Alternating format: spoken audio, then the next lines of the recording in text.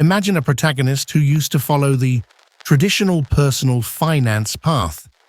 They had a big house filled with stuff, a fancy car, and the latest gadgets. They were always working to pay for it all, constantly stressed about their growing expenses and the need to accumulate more wealth.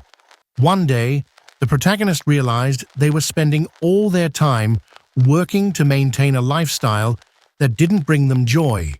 They felt trapped. That's when they discovered financial minimalism. The protagonist started by decluttering their life, selling unnecessary possessions, and downsizing their home. They learned to distinguish between needs and wants, focusing on experiences and relationships rather than material possessions. They created a budget that reflected their values, prioritizing things like travel and personal growth. Suddenly, the protagonist found themselves with more free time and less stress.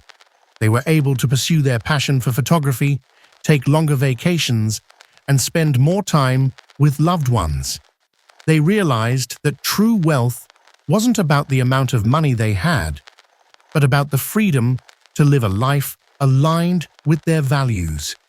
In essence, traditional personal finance is like the protagonist's old life, filled with stuff and stress.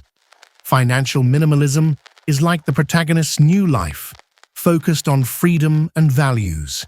If you want to systematically declutter your life, this channel is for you, as we share new methods for a minimalist approach. Subscribe to Minimalist Money now.